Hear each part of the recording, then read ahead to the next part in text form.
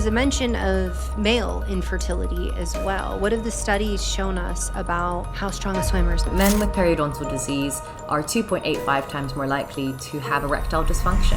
Oh. Nearly 90% of diseases are to do with the microbiome, with an imbalance of bacteria. This is a terrible bacteria. You don't want this in your mouth. Oh God. I'm getting tested immediately. So how would somebody know, like, potentially my oral microbiome is off? Dr. Victoria Sampson isn't just redefining dentistry, she's revolutionizing it. Known globally for her pioneering work in salivary diagnostics and oral microbiome testing. She's the first dentist to link gum disease with severe COVID complications and has published numerous groundbreaking papers. A Forbes 30 Under 30 honoree and advisor to the European Space Agency and NASA. Dr. Sampson is on a mission to transform oral health into a gateway for whole body wellness. Now, if somebody has gum disease, you should definitely be aware of that. Why do we want to be careful who we kiss? Some research has shown that if you kiss more than then your oral microbiomes will start to become. Welcome back to the Dr. Brighten Show. I'm your host, Dr. Jolene Brighten. I'm board certified in naturopathic endocrinology, a nutrition scientist, a certified sex counselor, and a certified menopause specialist. As always, I'm bringing you the latest, most up-to-date information to help you take charge of your health and take back your hormones. If you enjoy this kind of information, I invite you to visit my website, drbrighten.com, where I have a ton of free resources for you, including a newsletter that brings you some of the best information, including updates on this podcast. Now, as always, this information is brought to you cost-free, and because of that, I have to say thank you to my sponsors for making this possible. It's my aim to make sure that you can have all the tools and resources in your hands and that we end the gatekeeping. And in order to do that, I do have to get support for this podcast. Thank you so much for being here. I know your time is so valuable and so important, and it's not lost on me that you're sharing it with me right now. Don't forget to subscribe, leave a comment, or share this with a friend because it helps this podcast get out to everyone who needs it. All right, let's dive in. Dr. Victoria Sampson, welcome to the show. Hello, thank you so much for having me. It's great to be here. It is so great to see you again. Last time was in London, I think 2 years ago, maybe a year and a half ago. We were both speaking at the Health Optimization Summit, and I'm so glad that I did because I got to meet you and some other really incredible people. It was so much fun. It was great to meet you too, and I'm so happy to be on this podcast now. I know. I wish we were doing this in person. I was trying to talk to my team of like, can't we just budget in a trip to London? Because we need to talk to Victoria. I have very important questions to ask her all about oral health. So for people listening, if you skipped through the intro, she is a dentist, but a very important dentist because she is really shaping the future of dentistry altogether. And we're going to be talking all about mouth health today. As soon as I went to say that, my brain was like, you're going to mess that up. Sure enough. Okay. But the very first thing I want to ask you is like, why do we want to be careful who we kiss? So we all have oral microbiomes. We have many different microbiomes in our body, and one of them is in our mouth. And it's actually the second most diverse and largest microbiome after the gut. So it's got 700 different bacteria. And when you think about kissing, there's a lot of exchange of saliva in there. And so essentially you're exchanging bacteria with your partner or whoever it is. Some research has shown that if you kiss more than 11 times, then your oral microbiomes will start to become quite similar. And they also did a study where one of the couple had probiotics in their mouth, and then they kissed the other person to see whether or not they could transfer those probiotics. And lo and behold, they did. So it's not to say, everyone should check their, oral microbiome before they go ahead and kiss someone. But there definitely is quite a lot of saliva exchange in there. And I may or may not have tested my boyfriend's oral microbiome as well. I love that. I feel like this is something that like us nerds would only do. It's also something too that, if somebody has gum disease, you should definitely be aware of that. But, as I bring that up, how would somebody know if they're going to kiss someone? How would they know if they have gum disease? And does that person having gum disease put you at risk? So the way that you'd know if you or someone else has gum disease, sometimes it can be the smell. There's a very particular smell. It's difficult to explain it, but it's slightly pungent. And so there's a bit of a smell. It might be that your gums bleed when you brush your teeth. That's kind of the early stages. So gum disease is really like a spectrum. And on the very, very early stages, it starts as bleeding gums. Maybe your gums are a bit sore. And then that progresses. If you don't sort it out at that point, it then becomes what we call pocketing. So that's where the gums around the teeth are not tight like a turtleneck. They become a bit loose. Bacteria can get stuck in there. That's where the smells start to come. And as that progresses, your teeth will start to get wobbly. And then at the really, really end of it, it's that your teeth are falling out. So hopefully you don't get to the teeth falling out part before you realize you have gum disease. You might get it when your gums are bleeding a little bit. So is there any risk if you were to kiss somebody who has gum disease? Let's say they have severe gum disease. Is there any risk to you? The research says no, because like I said, it needs to be more than kind of 11 times. It needs to be, you really need to be passionately French kissing that person. But with that being said, I do think anecdotally, I have found that a lot of couples, if one has gum disease, the other one most likely does as well. And so I would be a little bit wary, particularly if you've got very severe gum disease, because essentially you've got high levels of really bad bacteria and that's going to be transferred to another person. And what you're hoping is that that person who's receiving the bad bacteria has a good immune response and is not going to develop gum disease, but you never know. Now, for everybody listening, we're going to get into what to do about this. But before we do, I have another question, which is, why is it that we're so into kissing some people, but then like kind of repelled by other people? So they say that kissing, there's kind of two purposes to it. So one is arousal. It's, it's that intimacy that we probably all know. But the other is actually from a subconscious perspective. We actually think that when we're kissing, we're exchanging a lot of saliva, a lot of proteins, and actually we're testing the other patient. That's how dentist I am. Sorry. The other person's immune system and how strong their immunity is. So subconsciously, we might actually be checking their immunoglobulins, how they are, and that might dictate whether or not we like that person or we don't, because we are attracted to people who have similar immunity to us or better immunity. And then the other thing is just there is an exchange of cortisol. So you're reducing your cortisol when you kiss. And that's why a lot of people feel less stressed after they've kissed someone. That's interesting, the less stress after we kiss. The other thing I find fascinating about this is that we know based on scent, there's been lots of studies about how we sense potential mates based on their odor. And it feels like there's like these little checkpoints that we're going through, right? First, it's like we smell you, then we taste you, and then we understand, like, are you somebody that we actually maybe, and let me just say, like, not everybody wants to have a baby, but your biology wants you to have a baby and it's set up that way. But it's just interesting to be like, there's these like little pit stops along the way of like checking in, like, is this really the person for me? And I know, as I say, like, and you taste them, people might cringe, but when we think about like, how do infants explore the world when they're on their hands and knees and crawling around? A lot of that is tasting. And that is one way that we can perceive our environment. No, 100%. And also a lot of us have different taste proprioceptions. Like some people are actually called super tasters. So they can taste, I think it's up to 5 more tastes than the average person can. And so it's kind of like, you think of people's eyes, like, can you see different colors in different people's eyes? Is my blue the same color as your blue? It's the same as like, is sweet the same as what sweet is to you? Yeah. That's so interesting. I want to go back though, because you said oral microbiome, and I'm not sure everybody knows what that is. So can you define what the oral microbiome is for us?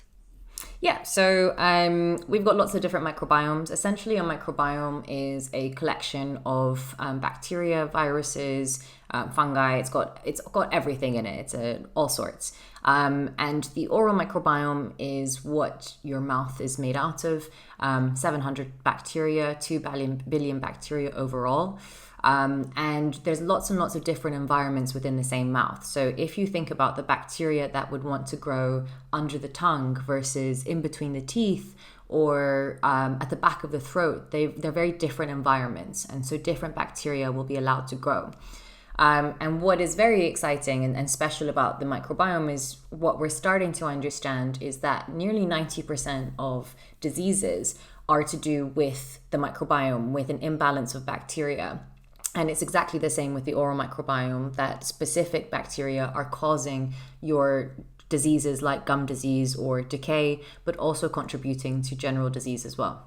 Mm-hmm. I want to talk more specifics about the general diseases and what we're seeing come out of the research. However, I think a big question people might have is, how would I even know if I have an issue with my oral microbiome? So there's the extreme case that you talked about, which was gum disease, like the pocketing, eating away at the bone, your teeth are falling out. But most people are not at that extreme that are listening to this. So how would somebody know, like, potentially my oral microbiome is off? So I think the classic maybe red flags that you should be looking out for could be funny tastes, strange stains on your teeth that you can't get rid of, a high amount of decay and you don't understand why, and you don't eat sugar or something, gum disease, bad breath, random ulcers, basically things that are a bit kind of bothering you. And I think that we often don't really think of our mouths as a problematic area. You know, if your eye started bleeding, or if you had an infection of your ear, you would run to the doctor. But when your gums bleed, or you know, you have a funny taste, which could be pus, you don't think about it very much. But those are all red flags and symptoms of some sort of imbalance in your microbiome. And there's a lot of myths, I think, out there. I think there's like two big problems, and I'd be curious if you agree. One is, in the United States, we've got health insurance, we've got dental insurance, and dental insurance is like the bonus. It's extra. It's like it's not part of you. It's so bizarre. Eye and dental, it's like they're your body. I don't understand this. The other thing is, there's just a lot of myths out there about what's normal and what's not normal. I remember being young and being in the back of the car. I remember on this car trip, and my friend was talking about like, oh, this girl in school, her gums bleed all the time. It's gross. And her mom said, that's normal. It's good for your gums to bleed every now and again. And I think I was probably like 8 or 9. And I was like, no, that can't be right. Bleeding, that can't be right. And so I think that, you know, if you are someone listening to this and you're like, wow, okay, I didn't know that was a problem, can't really fault you, because I think there's a big education issue happening. Yeah, it is. It's a massive issue. I mean, I was actually doing an event today, and it was all about how the public are not well educated on oral health or on oral hygiene. We often get taught by our parents how to brush our teeth, and their beliefs are passed on to us. And no offense, but often those beliefs have been passed on by their parents, and often they are complete myths. And so there's a big lack of education on oral health at school, even at the dental practice. And so we just kind of copy what our parents do, and we hope for the best. And that's not the case. We now have developed so much that we understand so much more than our parents or our grandparents did. Okay, I have to ask then, what is the right way to be caring for your mouth? Brushing your teeth, frequency, how do we do it? Like, what do you wish everybody knew? So I like to keep it super simple. You know, the dream would be that all you have to do is brush your teeth twice a day with the right toothpaste, floss, And that's it. And eat a good diet. Like, it's so simple. Unfortunately, most of us don't have a good diet. Most of us don't floss, and most of us don't use the right toothpaste products. And that's where we start to see this cascade of problems. And then we have to start giving you stronger strength toothpaste, and then we have to give you mouthwashes, and then, but that's the basic. For if you have a child and you're raising them, that's what you want to teach them. A big myth is that you should rinse your mouth out with water after you brush your teeth. That's not true. That's not the case. So actually, you should just spit out the residue in your basin and just walk away. So you want to keep all that lovely toothpaste all over your teeth because it's doing a good job and it's remineralizing your teeth. Mm-hmm. What's the right toothpaste? It depends. So, I like to prescribe toothpastes for my patients depending on what their needs are. So if they have severe sensitivity, we're going to give them a desensitizing one. If they have terrible gum disease, then we'll give them something else. I don't think there's a good, a one size fits all. I can give you my top favorite ones. But yeah. I would love you to give me your top favorite ones, because I would like to know that, when it comes to kids or somebody who's starting at baseline, who doesn't have sensitivity problems, who doesn't have gum disease, these people who are like, I just need to be doing my best day to day, what would you recommend? So you either are going to go down the hydroxyapatite route or the fluoride route.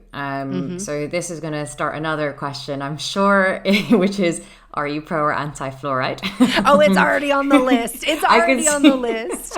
Well, because, in the U.S., they are actually taking it a lot more seriously, this fluoride conversation, than they have in the past. But let's let you go toothpaste first. So if you are going fluoride free, it's really important that you are using some sort of remineralizing agent to protect your teeth. So that in that case, it's hydroxyapatite. And there are lots and lots of different hydroxyapatite toothpaste on the market. And the issue is because it's not really an FDA approved substance, it's not very highly regulated. And so kind of any Joe can make his own hydroxyapatite in his kitchen and sell it. And we actually have no idea whether or not it's the correct particle size, whether it's effective or not. And with hydroxyapatite, it is really important that the particle size is correct. So I have done quite a lot of my own research, and my favorite ones are Super Teeth.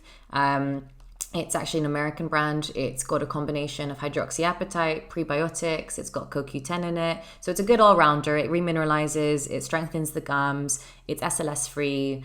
Boca is good as well. That's a nice toothpaste if you're going fluoride free. And then if you are going for a fluoride toothpaste, then I don't know if it's available in the US, but Biomin is my favorite. It's a really nice happy medium. It doesn't have very much fluoride in it. So it's got about 400 parts per millimeter of fluoride in it. And to put it into perspective, a normal fluoride toothpaste has 2,500 parts per millimeter of fluoride in it. So it's super low, but it's got calcium, it's got phosphate. So it's very strengthening and remineralizing. And that's kind of a nice happy medium for people who maybe still do have decay and need a little bit more strength than a non-fluoride toothpaste, or they're a bit scared, those types of things. Why are we putting CoQ10 in toothpaste? It's actually been shown to be very effective for the gums. So a lot of research has shown that in in hospitals, they have been applying CoQ10 on the gums, particularly in patients who suffer from gum disease. And it helps with the integrity of the gums and reduces the chance of gum disease. Weirdly, it hasn't really made its way onto the shelves in your main supermarkets, but I always recommend to patients that they take CoQ10 as a supplement, and it's lovely if it's in a toothpaste too. Yeah, I take it as a supplement. Now I'm like, should I be opening it up, swishing it around, then swallowing it? a lot of people do. And who was that? I forgot his name. The guy who reverses, he says he has the biological age of like a 20-year-old. Oh, the 28-year-old, the 40-something-year-old guy. We will find his name, everybody. Maybe people will comment, but we will find his name. I know, I just came across, I had never heard of him. And then I came across him. He was like in my Threads feed. And I was like, who is this guy? Like, what's going on here? So he came out with his blueprint of like what he does to reverse his biological age. And for the dental health bit, the only bit that he really said was that he applied CoQ10 onto his gums. and his dentist said that he had reversed his recession. So, I mean, it's not, for anyone who's listening out there, this is not hard science and research backed, but people seem to be doing it and seem to be really enjoying the benefits. Yeah, well, I think about people who are on fertility protocols. They're usually taking quite a bit of CoQ10, or people who need support for their mitochondrial health. And if they're already doing it, like I said, I take it every day. I'm like, why not rub it on my gums and swallow it? I'm like, that's a little tip I'm gonna back away today. You brought up fluoride. So, I think a lot of the controversy comes from, why are we putting fluoride in the water supply when it is so much more effective to put it directly on the tooth rather into the whole system? And so I just want to start with that so people understand, when you're talking about fluoride treatments in a dental office, when you're talking about what is on the toothpaste, it is such a smaller amount, and it is not going to be going systemic in the same way. So fluoride is controversial. What are your thoughts? Every podcast I do, it's always the question, and my heart kind of skips a beat every time because it is super controversial. If I'm correct, a few states very recently just said that they do not want to put fluoride in their water. So I personally agree with that. I don't think we should have fluoride in our water. I think it's a very personal choice, and it's you don't know how much people are drinking water, and so in very, very high doses, fluoride has been shown to be neurotoxic and cause problems. But when I say high doses, I'm talking you need to be mega, yeah. In a toothpaste perspective, you would have to be maybe eating maybe a couple of hundred toothpaste tubes in a day, and then maybe you might have high levels of fluoride. So for the average person who's using, a smear or a pea size of toothpaste on their toothbrush and they're not swallowing it, the benefit of fluoride outweighs the risk of neurotoxicity massively. But with that being said, I still do have a lot of patients who say, well, you know what, I don't want to have that in my mouth. I don't want to apply that. And I think that dental professionals need to understand at this point that it is the patient's choice what they use, and we shouldn't be shunning them and telling them, no, you have to use fluoride. So we need to be providing alternative fluoride-free options, which are just as remineralizing and strengthening.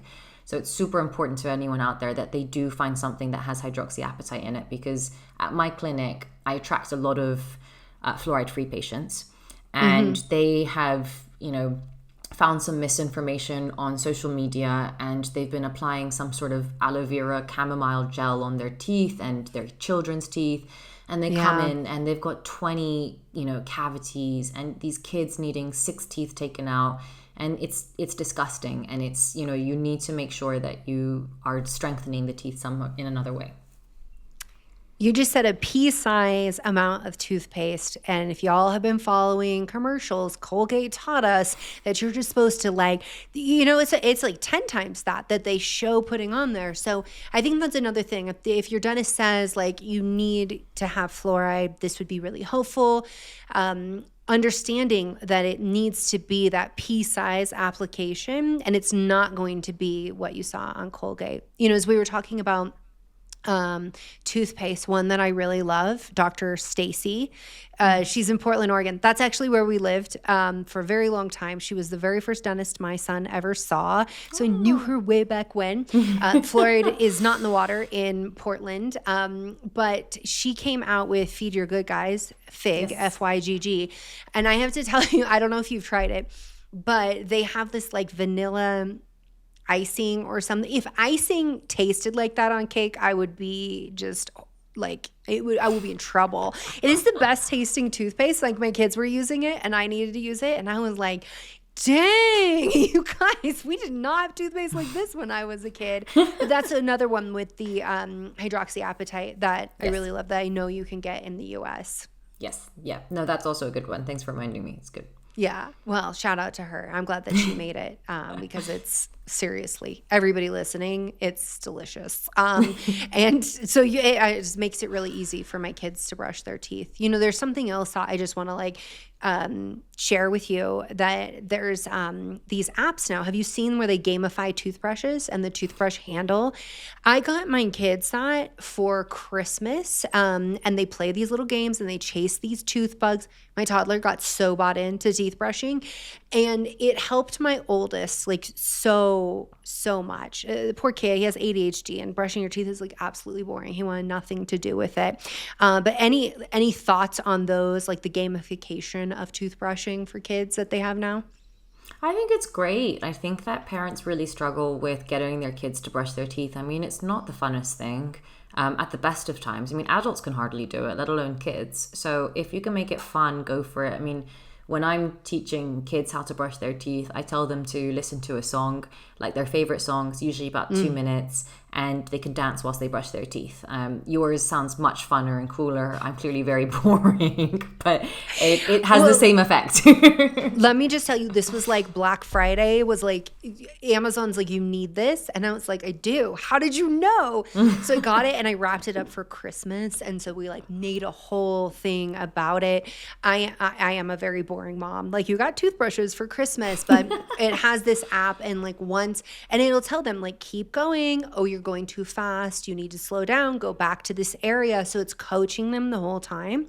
And then when they get to the end, they like get a mask and they get like stars. And it's a whole thing that has really, even my oldest, I'm like, your technique is so much better now that you, like the video game is like, you know, the gamification of it is like what did it. Mom's sitting there being like, oh, let's make sure we angle the toothbrush. Let's do this, that. No, that was not.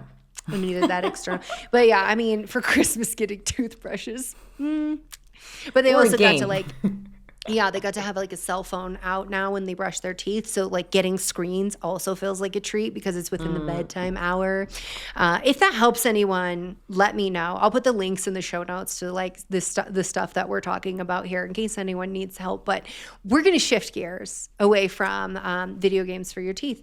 I'm like, as I'm like thinking about it, I'm like, maybe I should get that. But I want to talk about the emerging research that's coming out regarding the oral microbiome and cancer. There's specific cancers that are linked to the oral microbiome.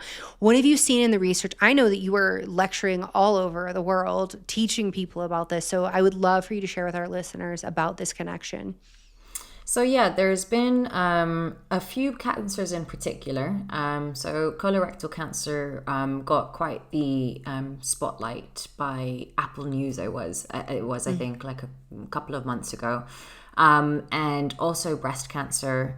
We're seeing it with a lot of other cancers, and it's essentially what it seems to be showing. All of this research is that specific oral bacteria, in particular one called Fusobacterium nucleatum, is being found in very, very high levels in tumors.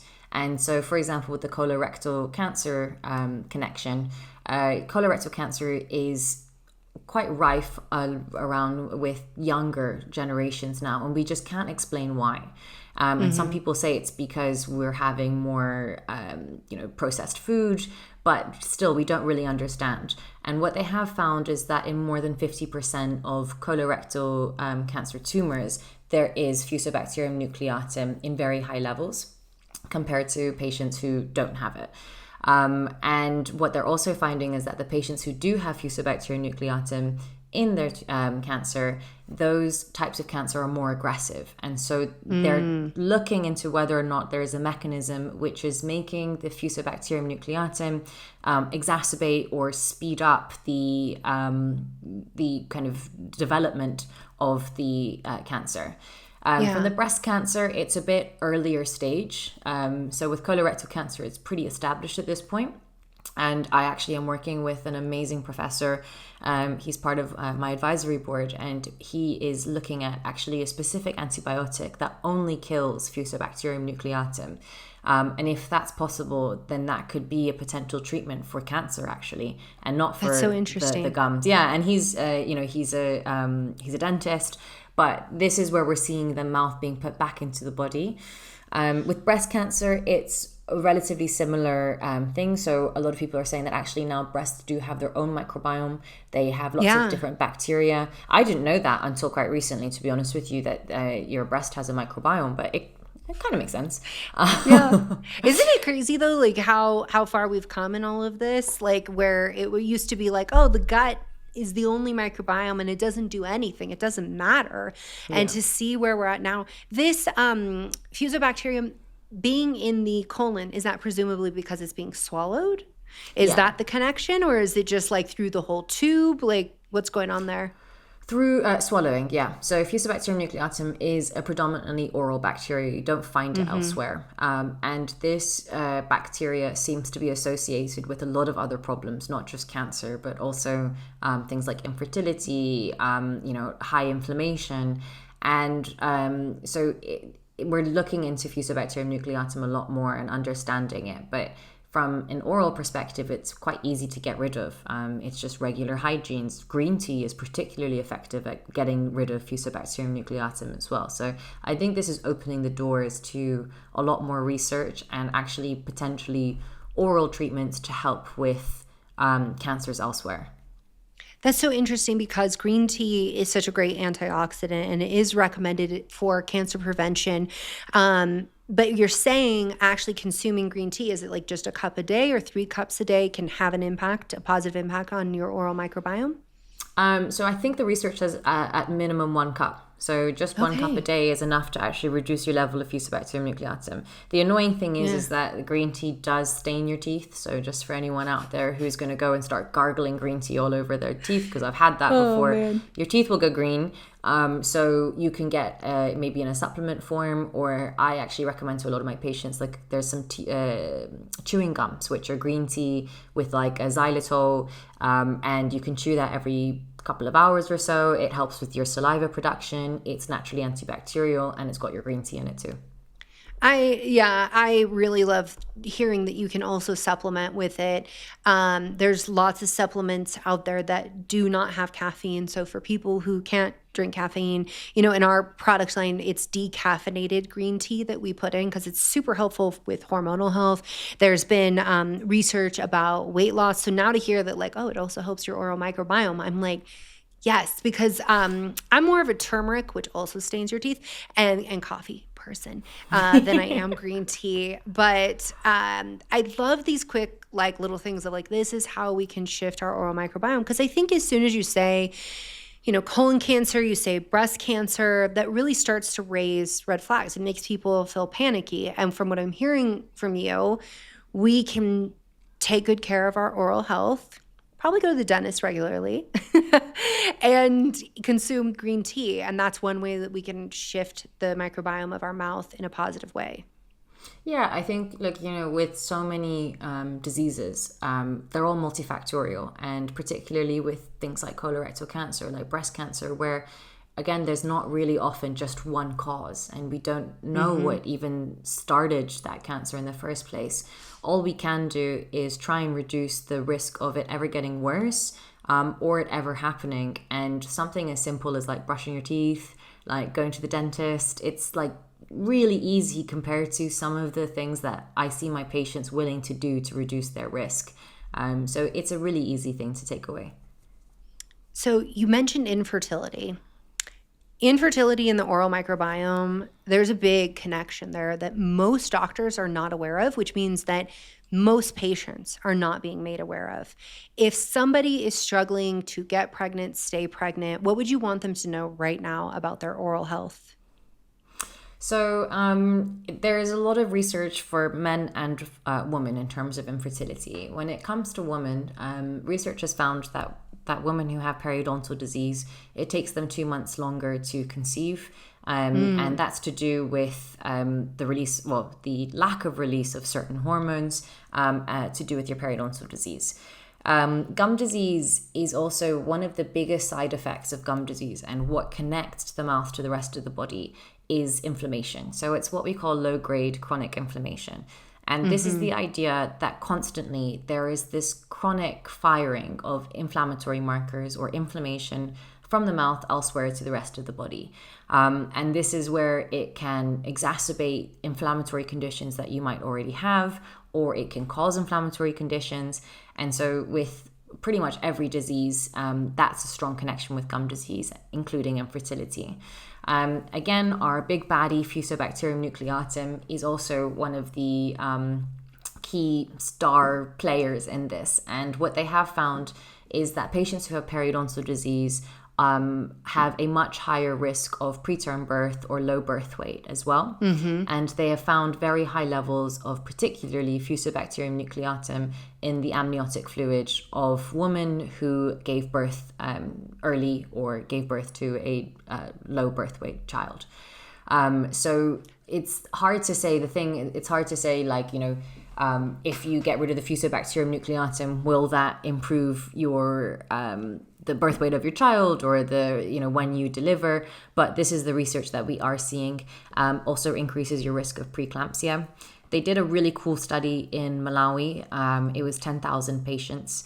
And Malawi has the highest rate of preterm birth in the world. I think it's just under 20%. And unfortunately, many women in Malawi do not have the medical care that they need for preterm birth. And so it's become a really big issue.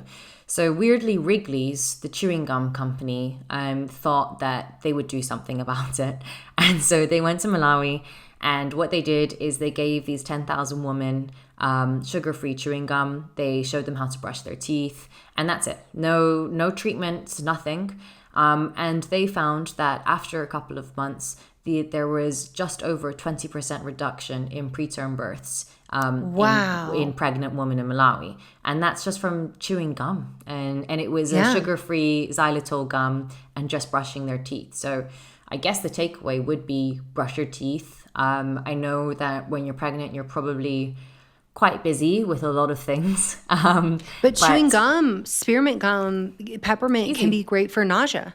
In the first trimester, that could be a great way that you are affecting your oral health and you're affecting your nausea as well. Yeah, and during pregnancy as well, there's something called pregnancy gingivitis, and this is where the gums get super inflamed during pregnancy. It's to do with hormonal fluctuations, and therefore, women should be coming every 3 months, in my opinion, for a hygiene during pregnancy. Just because, in my experience, what I found is that during pregnancy, pregnant women, their gums will get very inflamed. They won't really do anything about it. They're busy. Then they give birth. Then they're super busy. And the last thing they're thinking about is their own gums. So they don't come for 1 year, 2 years, 3 years. And during that time, those inflamed gums have never been able to heal properly. So going back to my turtleneck analogy of the gums tightly around the teeth, they're all flappy. Now bacteria is able to get under the gums. And then these women are coming back 3-4 years later and they have terrible gum disease. So I always say to pregnant women, come every 3 months during pregnancy, and then you're probably going to be really busy. So I'll give you your, 6 months, 9 months with your baby, and then you can come back and see me again. Because it is really, really important that you do take care of your gums during pregnancy. I'm just curious, there was a mention of male infertility as well. What have the studies shown us about oral health and how strong a swimmers men have? So the biggest one that always gets the men to brush their teeth is that men with periodontal disease are 2.85 times more likely to have erectile dysfunction. That'll do it. So anytime I have a man who doesn't brush their teeth, I give them that statistic and they'll go and buy a toothbrush. And the reason behind that is because one of the other mechanisms that connects the mouth to the rest of the body is how the bacteria can travel from the mouth elsewhere, and it goes through the blood vessels. It can release these toxins, and those toxins will impact how the blood vessels will dilate and constrict. And so essentially what happens is that you don't have enough blood flow to the penis because there's a lack of vasodilation, and that's being caused by your periodontal disease and all that inflammation from the mouth. In terms of actual infertility, there was a cool study that they did where they had a whole bunch of men who were subfertile, and they checked all their mouths, and they found that over 90% of these men had some sort of oral infection. be it gum disease or decay, a wisdom tooth that needs to come out, or root canal, something. So they split the group into two. Half the group got the dental treatment that they needed, and the other half of the group were left to their own devices. And 7 or 8 months later, 70% improvement in spermatic parameters and success in pregnancy for the group who had the dental treatment that was needed. 70% is insane. It is insane. Yeah. I'm so often in infertility cases, everything is about the woman.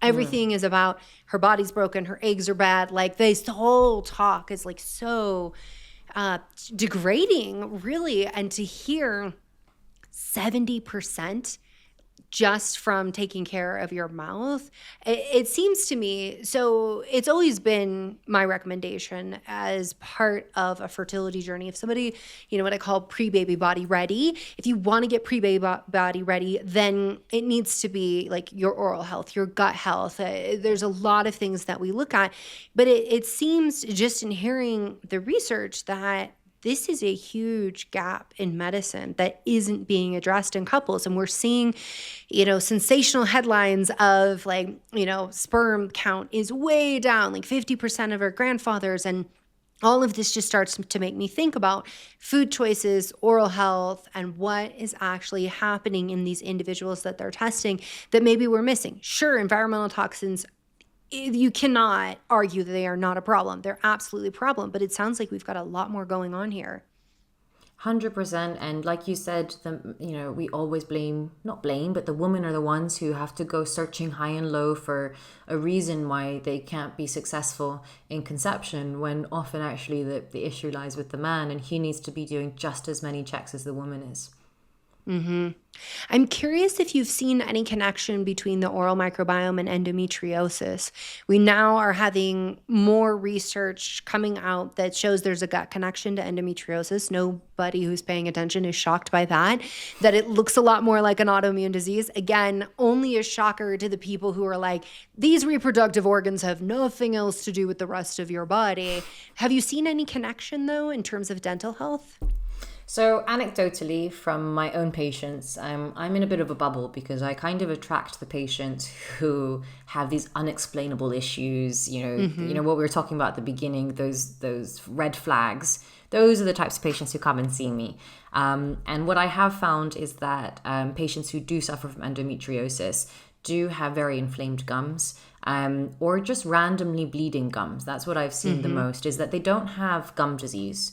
But their gums bleed all the time. So I actually had a case of a lovely girl, and she was like 23, 24 years old.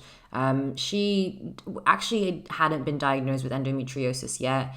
We didn't really know what was going on with her gums, and every couple of months she was coming in religiously for a hygiene because she was like, my gums bleed, I must have gum disease. And a couple of months later, and I said to her, I was like, I think there's something else going on here. And we do a lot of saliva testing. That's my main specialty. And we did a special test called AMMP8. So that's activated matrix metalloproteinase 8. And what that looks at is collagen breakdown. So we've got collagen in, lots of different types of collagen in our body, and our gums are made out of a certain type of collagen. And this enzyme looks at how rapid that collagen is being broken down. And if you have collagen breakdown, that usually means that you have gum disease. And we're tracking it and flagging it up before we see symptoms in the mouth. So we did this test on her. She had really high levels of AMMP8, like through the roof. But she didn't have gum disease. We'd been monitoring her every few months, retesting, and it just wouldn't go down. And so finally I said, you should probably just go to your GP. There's something else going on here. And it turns out that she did get diagnosed with endometriosis. And since then, she's actually going through some treatment, and she seems to be much, much better. And weirdly, her bleeding gums have improved, and also her AMMP8 levels have improved as well.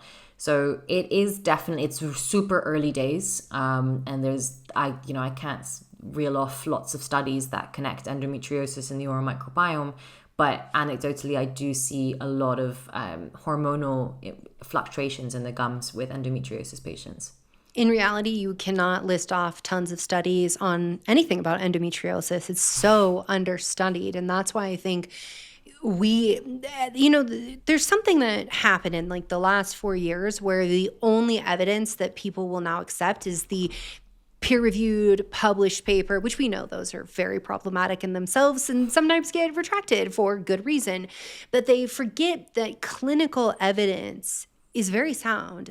And that is honestly how researchers figure out what to be studying because of what clinicians are observing, what patients are reporting. And so the patient's experience is so very important.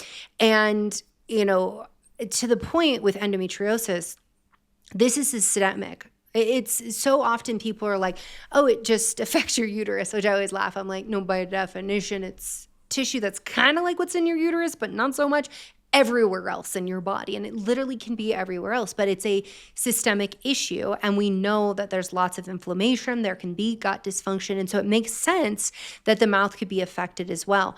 Why were they bleeding if she didn't have gum disease? That's what I can't explain. And she's not the only one. I've had it a few times where it's just unexplainable bleeding gums. And there are some, if there's a dentist out there who's listening and they'll be like, I know exactly what it is.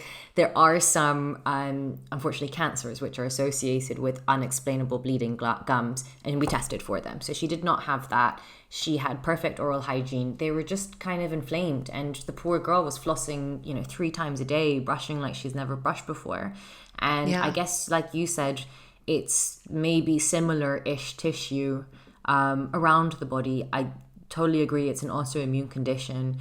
And generally with autoimmune conditions, I always recommend to patients that they're at a much higher risk of gum disease because it's the same inflammatory pathway and they need to be a lot better with their oral hygiene than the average person. Yeah. So I am the person who gets bleeding gums. I'm just going to share this with you. I go to the dentist and they're just like, you're not taking good enough care of your teeth because they bleed. No pockets, no signs of gum disease. I'm a water pick person, not a flossing person so much. And I just got diagnosed with endometriosis just last year. Really? Yeah. Oh, wow. And so as I'm hearing this, because I'm like, what made her gums bleed? You're like, I don't know. And I'm like, yeah, there's, I honestly like have hopped several dentists because when they're like, you're not taking good enough care of your mouth, I'm like, yes, okay, I'm doing the thing. I hate that when, I think everybody hates that when they berate you. And also I think the hygienist being like, there's so many great hygienists out there, but there are some that just like make people never want to come back. But to hear that now, I'm just like, oh, I mean, I'm a little scared about the cancer thing, but I'm also like, oh, that's so interesting because that has now shown up for me and to see that connection. You mentioned autoimmunity. Say more about autoimmune health and oral health. You actually had a story that you were telling about a woman's rheumatoid arthritis that had the symptoms reduced significantly once her oral health got in check. Yeah, so that actually was probably why I became the dentist that I am now. She was a very kind of monumental patient in my career. So this was a couple of years back. I was a pretty normal dentist, I would call it, did your bog standard stuff. And I had a nutritionist, he was a functional medicine practitioner, who was treating this patient who suffered from very severe rheumatoid arthritis. She had seen 3-4 different functional medicine practitioners and just never really improved anything. She was on really high levels of methotrexate. She couldn't walk properly. She was really unhappy. And he was the first functional medicine practitioner who actually asked her, have you gone to the dentist? Do you take care of your mouth? She said, well, actually, yes, I do. But, I've had 6-7 teeth taken out in the last 2 years. And he was like, that's not normal. And she was like in her 40s. So he was like, will you see my... not normal. No, not at all. So he was like, will you see my friend Victoria? She's a dentist, but she has this weird obsession with saliva. So he sent me over. She came over to me. I tested her saliva. I was very interested at the time, but I didn't really get maybe as much the mouth-body connection. So I tested her saliva, and going back to that test, the AMMP8 test for collagen breakdown, again, through the roof, super high levels. We did an oral microbiome test as well. We checked all of her bacteria. And it was pretty imbalanced as well. So she had quite severe gum disease. And what we did is I treated her gum disease quite aggressively, to be honest with you. Like, we did a lot of treatment for her gums. And at the same time, her functional medicine practitioner changed her diet, changed her supplement regime. And the aim was that we were going to get her off methotrexate.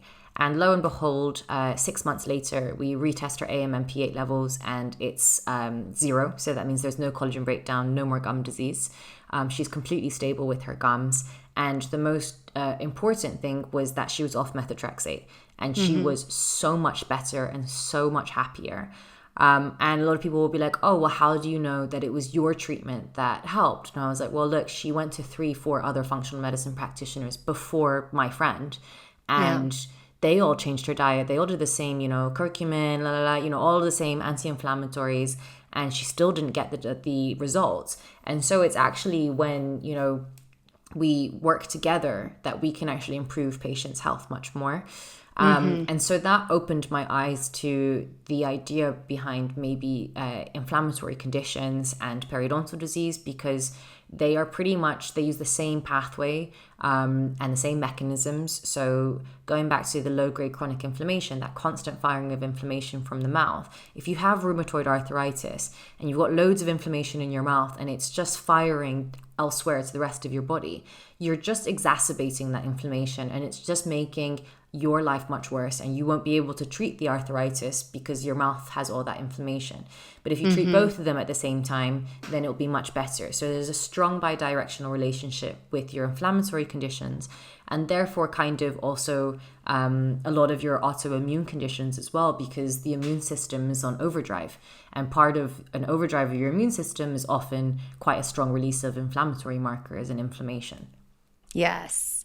So everybody listening, this is precisely why I refer every autoimmune patient, every chronic gut infection, somebody who has SIBO, they can never clear it, inflammation, and we don't know where it's coming from patient, to a functional dentist. And I would really prefer all my patients see functional dentists. It's this exact reason that they get that all the work that they are doing in the mouth is connected. But also, I want practitioners who are listening to understand that we have to ally with other practitioners. So when I'm taking someone's history and they're like, I've seen a dozen practitioners and my gut is not getting better and I'm still having, all of this, like all of these symptoms of low-grade inflammation. So maybe it's achy joints, maybe it's a bit of brain fog, like it's just not feeling well in your body.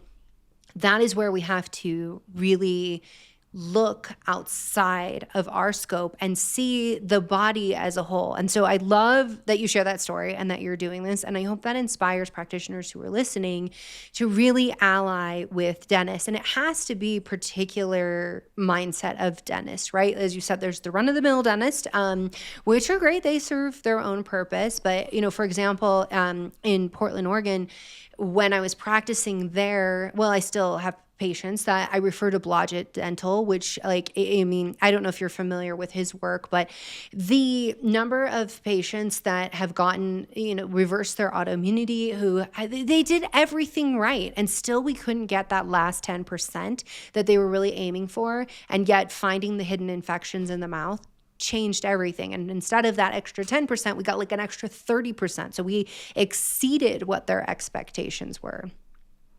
No, 100%. We need to be working together more. And you're right, there's many different types of dentists. And you're anyone who's listening, you're probably going to Google afterwards and be confused. There's different names. We like to be annoying. Some are functional dentists, some are biological, some are holistic, some are traditional, some are aesthetic. But you need to find someone who resonates with you and trust them as well. Is there like a website or a good place for people to go and find a dentist? So Ask the Dentist, he's Dr. Mark Burheen. I don't ever know how to pronounce his surname, but I think it's Burheen. We'll find him. Just Ask the Dentist. If you search that, he has like a finder map where he has located dentists who have a similar mindset to him. And he's got quite a few dentists on there all around the world. So I'd say that's a good starting point. Okay, I love that. I want to shift gears. We've talked about fertility. We've talked about endometriosis. We have talked about cancer. I want to talk about metabolic health and how the microbiome is connected. So again, a lot of these have the same pathways. It's low-grade chronic inflammation. It's issues with your blood vessels constricting and dilating. And the last one is bacteria traveling elsewhere and infecting other parts of your body. So those are your three mechanisms which connect everything. With metabolic disease, let's say if we take diabetes as an example, that has the strongest connection with gum disease. So pretty much every dentist should know that connection. They might not know the infertility and the Alzheimer's, heart disease, all of that stuff, but diabetes has been one that we have been taught since, first year of dental school. Weirdly, medical doctors are not taught that. And it is strange, right? It is really weird. Yeah. But they're now actually arguing that gum disease should be the 7th complication of diabetes. And what we're finding is that patients who have gum disease are at a much higher risk of diabetes, so it's around 30%. And patients who have diabetes have just about 50% higher risk of gum disease. They're extremely bidirectional, so that means that if you improve one, it will improve the other. And another study actually showed that just by doing one hygiene, that can reduce your HbA1c levels by 0.5%. And that is a huge reduction just from like a 45-minute hygiene, but that shows you how strong the connection is between diabetes and gum disease. Yeah, and for everybody listening, the hemoglobin A1C is the marker of what your blood sugar has been at on average for the last 3 months. It's much more sensitive and specific than doing just a random fasting glucose. So when you see that number move, that's in such a way that's very promising. And as you say all of this, I really think about the polycystic ovarian syndrome woman.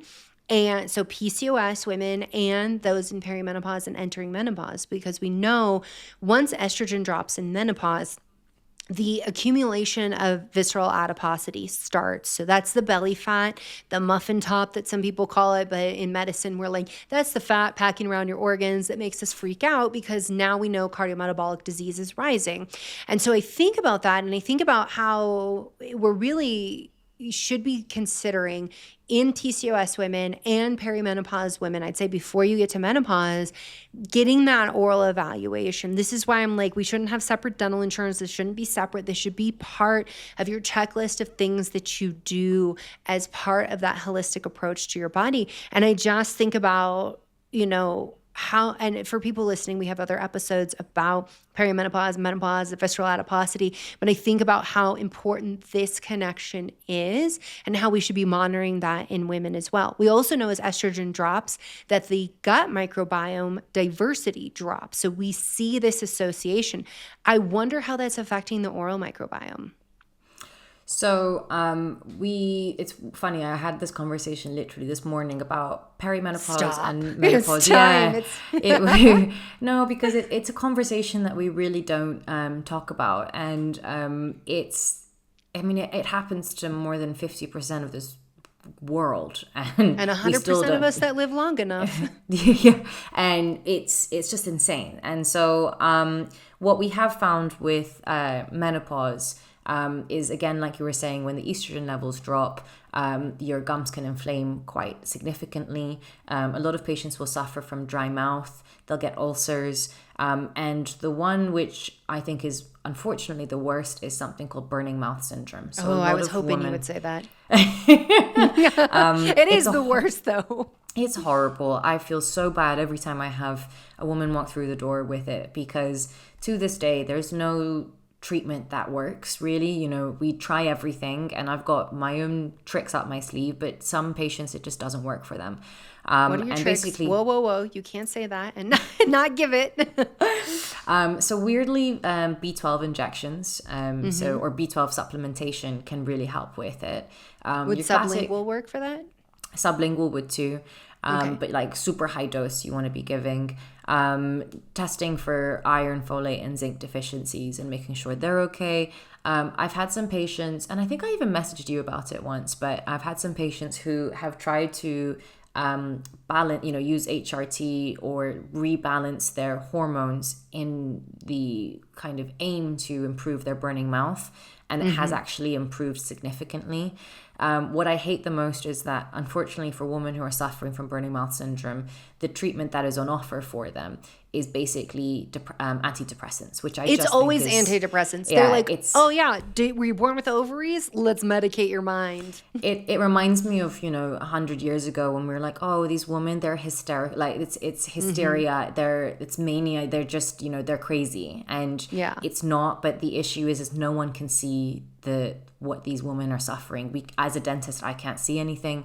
I believe them, but I can't do anything about it. It's just horrible. So high vitamin B is the only thing that I've seen help, and sometimes testosterone or estrogen, like balancing, and that's your domain, but kind of trying to rebalance all of those things. Yeah. So I do want to just say for everybody, because I was kind of flippant about SSRIs, they do have a time and a place. And if you're on them now, they work for you. You need them. That's fantastic. Burning mouth has not been a place where I see that they actually work. They're prescribed, but I haven't actually seen anybody benefit from that. We've been talking about it. Define what burning mouth is for people. What are the symptoms? So the name kind of explains it. It's a burning sensation in the mouth, particularly the tongue. A lot of patients will literally feel like their tongue is on fire constantly.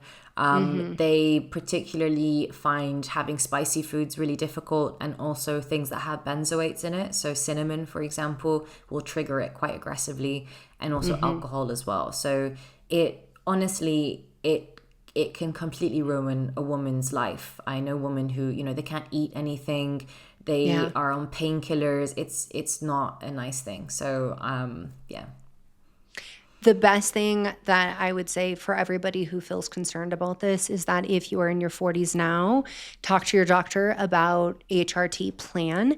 So hormone replacement therapy, if you are a candidate, like what is that going to look like for you in the future? Because, I did a whole episode on perimenopause and talking about these things, but we understand now that if we start hormones before you are officially in menopause, a lot of these things like burning mouth, dry eyes, changes in vision, like we can actually head them off at the pass. And it's not to say like, this will absolutely stop it from ever happening, but it gives you a better shot at those things. And, it's a lot easier to prevent it than once you have burning mouth syndrome. It can be a lot more difficult. It's interesting that you brought up the spicy food, because I do have some people who are like, they were like, I just ate a ton of spicy food and it would like bring me relief. And I think that's an area that like neurologists need to be studying, like what is going on there. You're actually right, because it's one or the other. Some people, spicy food is the worst thing. Other people are making this homemade Tabasco mouthwash and they're rinsing their mouth with it, and it relieves their burning mouth. And you're totally right, like we should be speaking to some sort of I don't know what's going on there, but so actually you're right, it's complete opposites, but one or the other. Yeah. Well, and then there's some people who are like, I like really hot beverages, or people who are like, I need iced beverages, like as cold as possible. It really just depends on the individual. And I think that's the thing too, is that when like, when you look at a population and the majority of people are saying one thing and then you are kind of an outlier, that makes it also so that doctors are less likely to believe you. So I want you to know that if you are experiencing this, there are providers out there that can support you. I think it's one of the awful things in menopause. There can be many, but some people go through menopause just totally fine. So I never like to be like doom and gloom, like it's definitely going to be the worst thing ever. Yeah, no, 100%. And if you do have those problems, then there's lots of people like us around. So yeah. I want to switch gears to Alzheimer's and oral health, and because you mentioned doctors should be more aware. Dentists know about diabetes and oral health. Doctors should be more aware of it. But if dentists aren't even aware of the connection of Alzheimer's and oral health, like what is it that your doctor doesn't know that you think every patient should be aware of? So there is a lot of research. I think sometimes people, when I'm speaking about this research and evidence, they're like, oh, like, is it cause? Is it correlation? Is there actually any evidence behind this? And Alzheimer's in particular, there's a lot more in the last maybe 3 or 4 years, and it's kind of ballooned. Alzheimer's is something that we still don't fully understand. We don't truly understand what causes it, and we don't understand the mechanisms behind it at all still. What we do understand is that it's multifactorial, and there are many things that contribute, and some people have a genetic predisposition to Alzheimer's. From an oral perspective, we have found that there's a specific oral bacteria called Porphyromonas gingivalis. And this is a terrible bacteria. You don't want this in your mouth. So I'm getting tested immediately. Yeah, but the worst bit is that a lot of people have it. God. Yeah, majority of patients do have it. And so P. gingivalis, it releases a specific, some species of it. So P. gingivalis, there's lots of different strains of it. Some strains of the P. gingivalis can release toxic enzymes. And these toxic enzymes are called gingipanes. And they're able to travel from the mouth up to the brain. I know, it's a gingipane. It's very cute. It's so cute, but so devilish. Yeah, very terrible. Gingipanes are not cute. So they travel from the mouth up to the brain. They're able to cross the blood-brain barrier, and they can actually cause destruction of your neurons. So gingipanes were found in 97% of the cerebrospinal fluid of Alzheimer's sufferers. Whoa. compared to patients who did not suffer from Alzheimer's. Yeah. So this is, for all those people who are like, oh, well, maybe it's just a correlation. No, that's a pretty strong kind of evidence there. On top of that, what they've also found is there's a lot of very, very longitudinal studies that have been happening. So there was one, I think it was, I cannot remember where exactly, but they basically found that if you had gum disease for over 10 years, then the risk of developing Alzheimer's increased by 70%. And Wait, 70? 70, yeah. 70%. Yeah. Oy.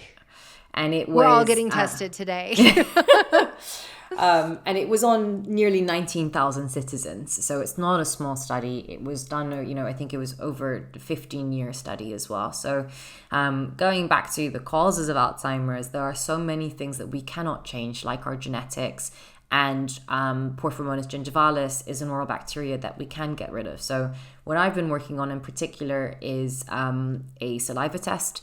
And it's been my little baby for the past year or two. And something I was really passionate about was being able to identify Porphyromonas gingivalis, but more importantly, being able to identify those gingipanes and virulence factors. So we're not yet at a stage where we can make claims that, okay, you've got these enzymes and that means that you're at X risk of Alzheimer's at all. But what I have identified is we've identified about 10 different virulence factors. So these are things that are released by the bacteria, which are virulent and cause problems, including your gingipanes. And so we can see the levels of those gingipanes in our patients' oral saliva.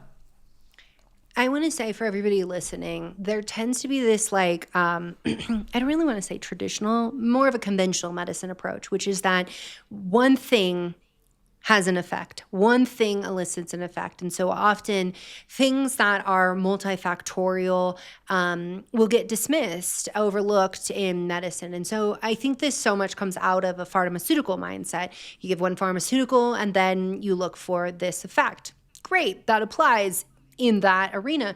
However, it's Dr. Dale Bredesen. I don't know if you're familiar with his work, but he has done an amazing thing in Alzheimer's. I saw him speak one time and he gave this analogy, which I thought was so impactful. Do y'all have colanders in the UK? No. The thing you wash your vegetables in or strain pasta? Okay, yeah. Okay. I'm like, maybe I'm saying that wrong. I say a lot of words wrong. It's okay. So it's basically like this sieve, right, or a colander, and you've got 35 holes, and that you need to plug in, people X amount. So if you've got 35 holes, maybe one person needs 10 plugged, or someone needs the 15 plugged. But basically, you need to plug these holes, and so that's where conventional medicine has failed so long in Alzheimer's treatment, is that they've tried to just find the one thing. And with Alzheimer's, it's a kitchen sink approach, which has been something that conventional medicine has definitely drug and been like, that's just a kitchen sink. You don't know what affects it. But it has to be diet. It has to be lifestyle. It has to be oral health. It has to be gut health. It has to be the environment. We have to be looking at all those factors when it comes to Alzheimer's. And so what I'm hearing is that we've got an opportunity to look at one more risk factor, to plug one more hole. And that is super exciting to me. You mentioned, though, this, you've been mentioning saliva testing. What is this saliva test called? Can people order it? How does it work? Can you go to a dentist and get it? So it's, my little baby. I've been doing oral microbiome testing or saliva testing for a good couple of years. And I wanted to find a solution for my own problem initially. And that somehow has culminated in me creating my own saliva test. And that's actually launching on the 19th of October.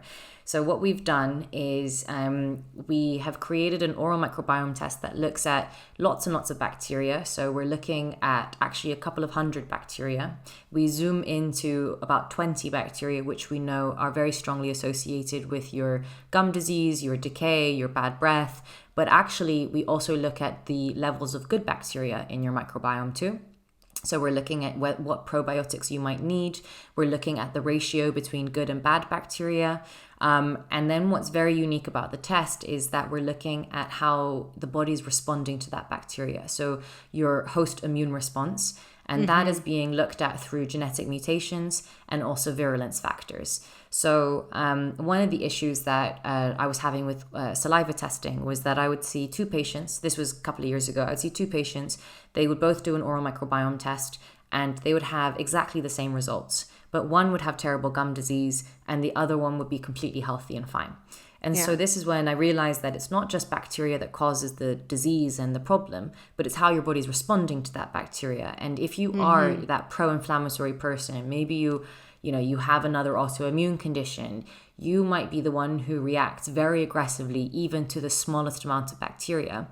And you're at a much higher risk of gum disease, and we should be treating you more aggressively. And it's not just bad bacteria. Yeah, and it's not just bad bacteria should all be killed. That's not the case, because in some people, bad bacteria is actually okay, and we should leave it alone, and we shouldn't cause shift anything, and the person's healthy.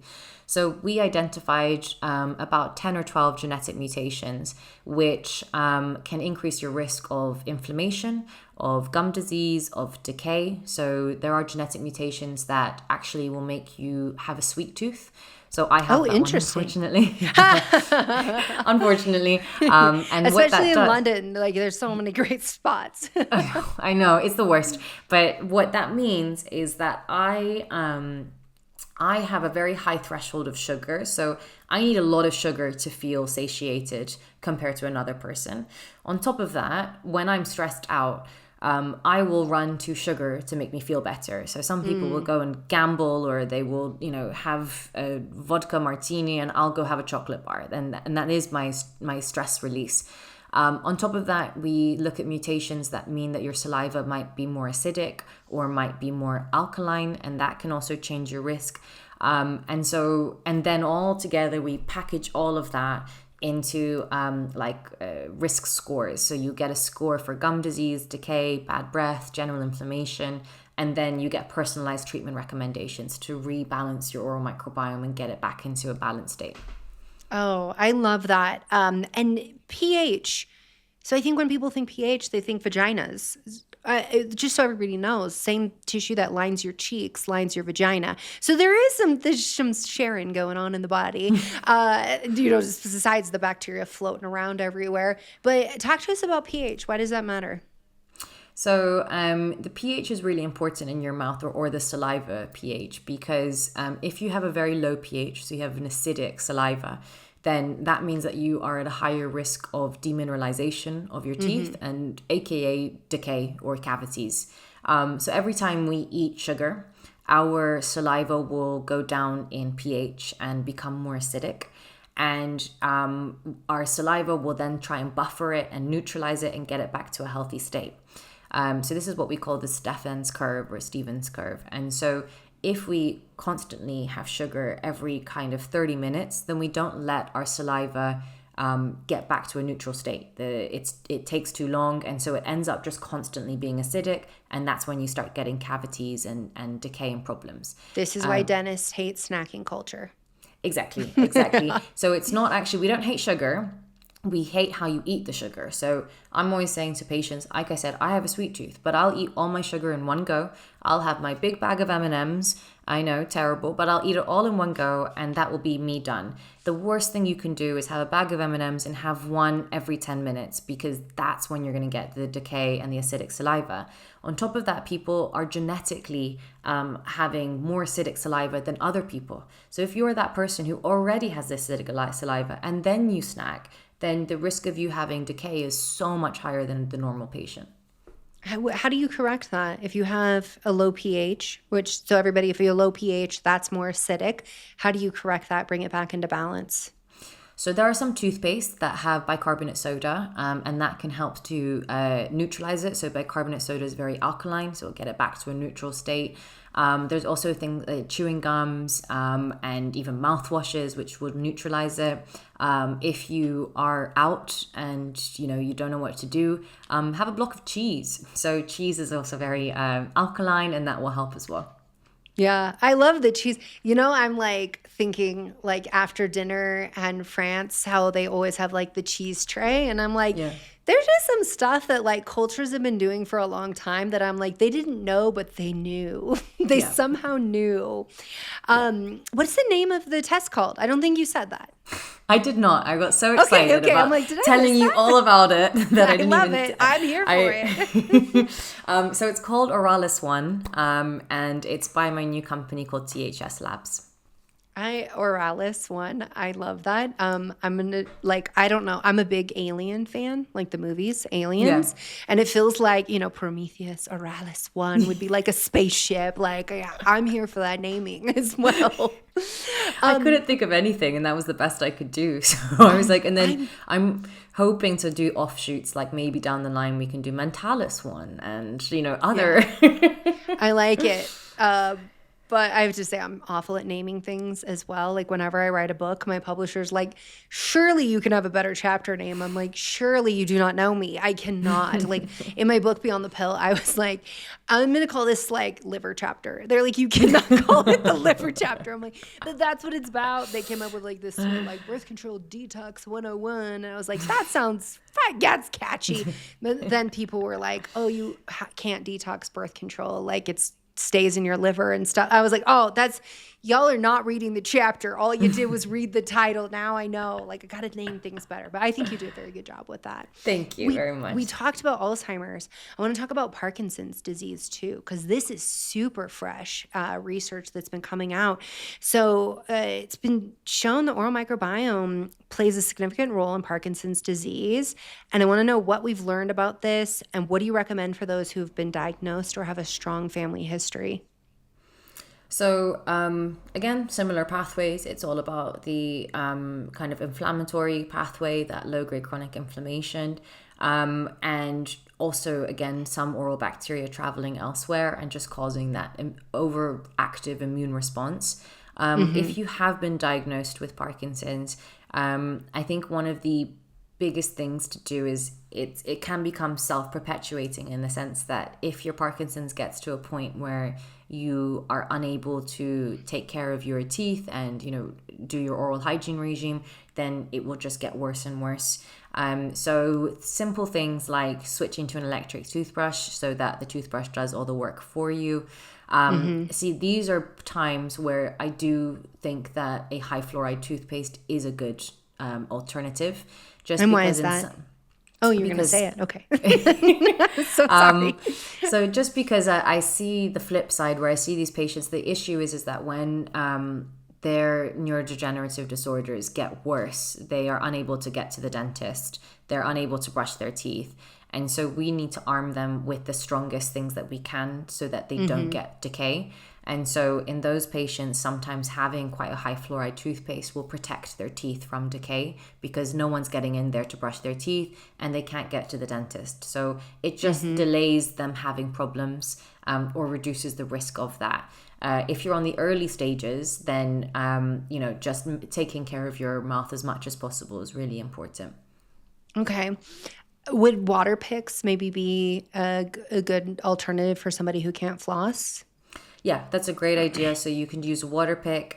Some people will also put stuff, instead of putting water in their water pick, you can actually put some mouthwashes. So like super diluted hydrogen peroxide is a really lovely one. Even salt water can be really good, but wash it out because the salt will crystallize in the tube. But just watering down some mouthwashes can just be a really nice way of delivering more antimicrobial solution to the mouth. When you say mouthwashes, are we talking like Scope? Are we talking Listerine? So, you know what? There are some not bad Listerines on the market now. I think they've always had quite a bad rep. And actually, they've come out with some quite good alcohol-free mouthwashes which have essential oils in them. So generally, I don't recommend that patients use mouthwash unless they have been prescribed or told by their dentist to do it. The average person who has a healthy and happy mouth shouldn't be using mouthwash unless they had a really garlicky meal and they're about to kiss someone. You should use it like perfume or aftershave kind of, but don't use it to treat anything. For patients who have gum disease, I am a strong believer in using mouthwashes because you get that chemical antibacterial effect. And then you also, if you're brushing, you get the mechanical at the same time. And so in my clinic, what we do is we'll do an oral microbiome test. We'll look at what bacteria you have high levels of, and then we'll recommend a mouthwash, which is particularly good for your microbiome based on what bacteria you have in your mouth. So mouthwash gets a bad rep. It can ruin your microbiome if you do it incorrectly and you're just using anything from the store. But if you use it correctly, it can be really, really effective. Okay, that's good to know. You've mentioned food multiple times. The things that have come up have been cheese. You've also mentioned chewing gum multiple times. So I want to get into talking about food. But I think before we go there, chewing gum. There's been multiple, times that you've said this. Would you recommend that this is something people like after meals, people chew gum or multiple times a day? Yeah, so it's a beautiful way of increasing your saliva production. It just stimulates your salivary glands. And so if you have chewing gum, sugar-free chewing gum after a meal, then it will increase the amount of saliva, and that saliva is neutralizing. So going back to that acid conversation we had, it will help to neutralize the saliva and also wash away all of the food and bacteria which is in your mouth straight after eating. So I love a good sugar-free chewing gum. It is really good. Okay, before we go to food, one more thing. Essential oils. You mentioned that in Listerine. Do you ever recommend essential oils in a water pick or diluted as part of a mouthwash? It's difficult. Essential oils, you have to be very, very careful with the concentration because they can be extremely aggressive on the gums and the inside lining of your mouth. So to people who want to use it at home, I would probably just say don't, because the concentration is quite difficult. But you can get some ones in stores which have used essential oils at like a weak concentration, and those are actually really good. It's a really nice way of helping balance the microbiome. Okay. I wanted to clarify that because as you mentioned it, I was like, ooh, what if people leave this episode and then they're just like loading up their essential oils? Please, I'm no. like, oh, I feel so bad. Okay, now we can shift gears into foods. I want to know, first and foremost, like what are the most damaging foods for oral health? We talked a little bit about sugar, and it's the timing of sugar, if I understood you correctly, not the actual sugar itself. But are there foods that you're like, those can be highly problematic? What are the most damaging foods for our oral health? So your classics, your sugar is not too great. Like we said, it's more about frequency that's bad, not quantity necessarily. But with that being said, don't go and eat lots and lots of sugar. Otherwise, acidic foods. I think that's one that people don't realize. So things like lemon water, your apple cider vinegar, your kimchi, your sauerkraut, they all are great for your body and your general health, but they're not so great for your mouth. So it's not to say... I eat so much kimchi and sauerkraut. Yeah, and me too. So what I've started to do is I have more kefir, because that's also really great, and it's good for the mouth as well.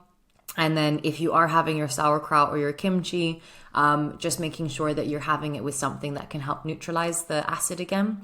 And then in terms of lemon water or your apple cider vinegar, if you're someone who likes to have that first thing in the morning, don't sip it, throughout the day, but just have it either in a shot or, as quickly as possible through a straw, and then wait 30 minutes before you brush your teeth. Otherwise, you just grind all the lemon water into your teeth and cause even more problems. Oh, that's good to know. I have to tell you that recently my oldest has picked up the habit, and he'll go sneak like a lemon at wedge and try to put it in his teeth. And his dad and I are like, "You're going to ruin your teeth. Like, you have no idea, child." And it is like so stressful. But I've been like, the only thing to mitigate it in the moment is I'm like, swish your mouth with water.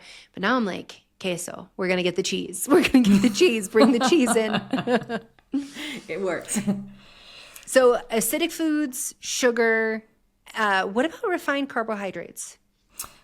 Same, similar in terms of sugar as well. So they have their own sugars, but also they can be very starchy, stick in your teeth, and they can also cause problems with the saliva as well. So you can have, if you're having a lot of refined carbohydrates, then it will also alter the consistency of your saliva and how good it is, and that can impact and snowball and cause problems with decay and with gum disease and inflammation as well. Interesting. And what about people will say like, oh, you should not have raisins, you shouldn't have dried fruit. What do you think about dried fruit? I love dried fruits, but they are a sneaky little culprit, because whilst they are natural sugars, and you'd think that they're better, they're very sticky and they can get stuck in all the crevices of your teeth and actually cause a lot of problems. So unfortunately, I also would say, in moderation, don't have too much. And that goes with also fruit juices and smoothies, because they are also high in natural sugars, and that can cause a lot of problems and decay as well. Interesting. Are there ways to mitigate that? So if you're having your juices, I guess, trying to make them more savory, like your green juices are better. Celery and cucumber would be better than an orange and carrot juice. If you are still going that, or if you have kids and you're giving them apple juice, again, it's about the frequency. So making sure they're not sipping it throughout the day. They have maybe one box through a straw, and then afterwards having water to just help to rinse it all out, basically.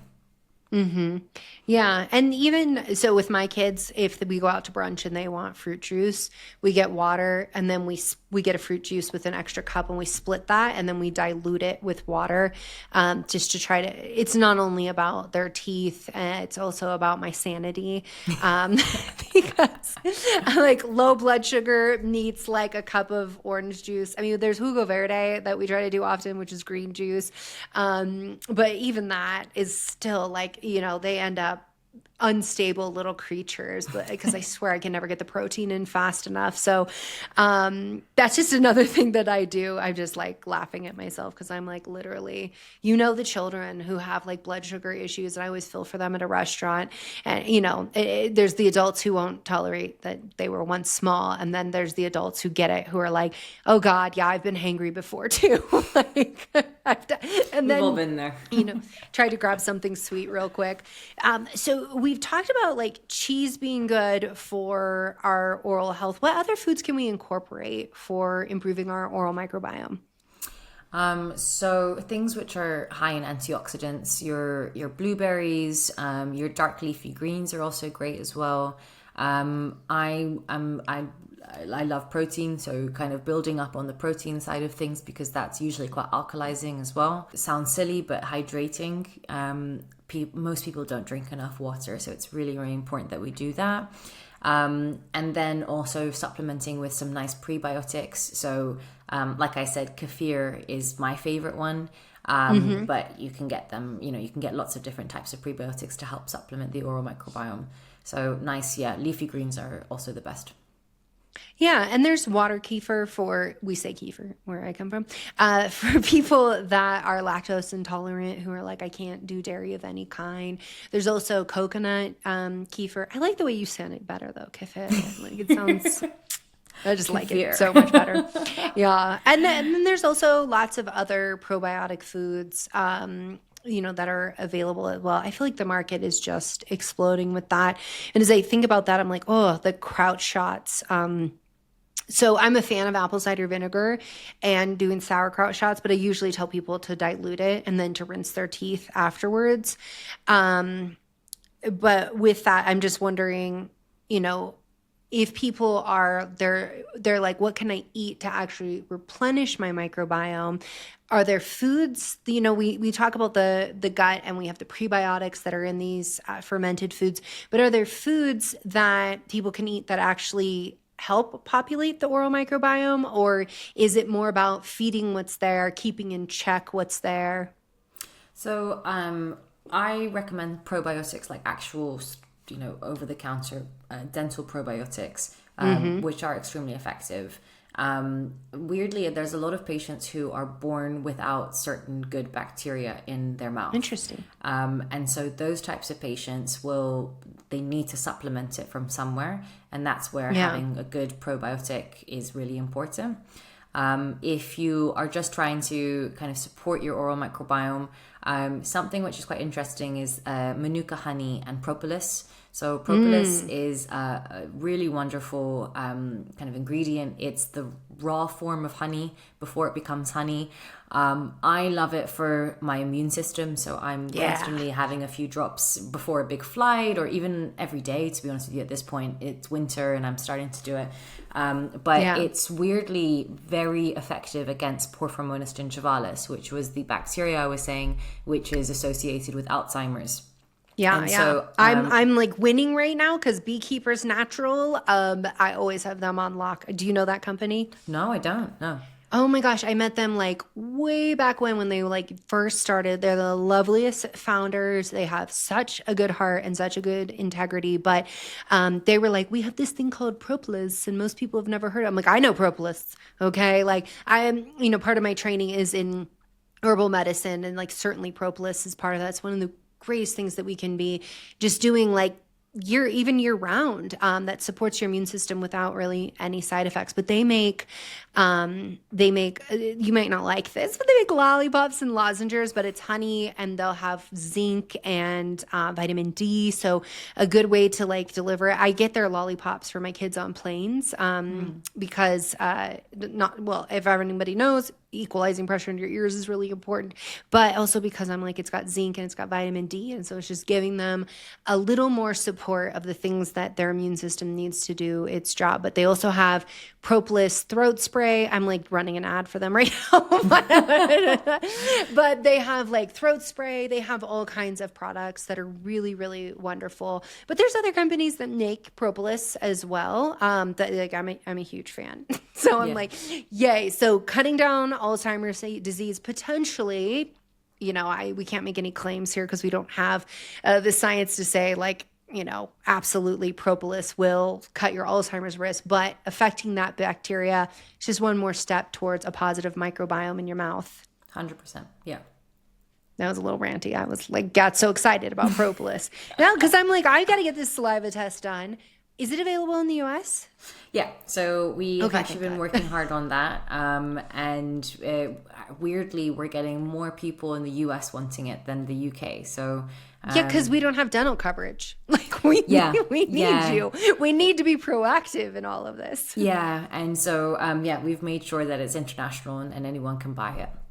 Okay, that's fantastic. And I'm like such a nerd that I'm like, if I have that bacteria, I'm going to just propolis it up and retest and see what happens. So So outside of food, what do you recommend? We've talked about gum. We've talked about certain toothpastes. We've talked about mouthwash. Are there any other things that you recommend to people? What about mouth breathing? Oh, yeah. Thank you. I'm like, if she doesn't say it, I'm going to say it. I want to talk about it. No, I nearly forgot. No, so mouth breathing, it's a funny one because a lot of dentists don't know how bad mouth breathing can be for the rest of the body. Anecdotally, like I said, I attract certain types of patients, and they're often referred by their doctors or their nutritionists or functional medicine practitioners, and a lot of them have that classic, they are low energy, they find it difficult to focus. They are usually maybe mildly depressed. A lot of them have suffered from long COVID issues as well. And lo and behold, most of them are mouth breathers. And so there has been a lot of research to show that patients who breathe with their mouth open are at a higher risk of low focus, not being able to sleep properly, obstructive sleep apnea, and the list kind of goes on and on. And I think it's far more than what we think. So if you do think you're a mouth breather, the ultimate solution is to actually fix the jaws and the reason that you're breathing with your mouth open.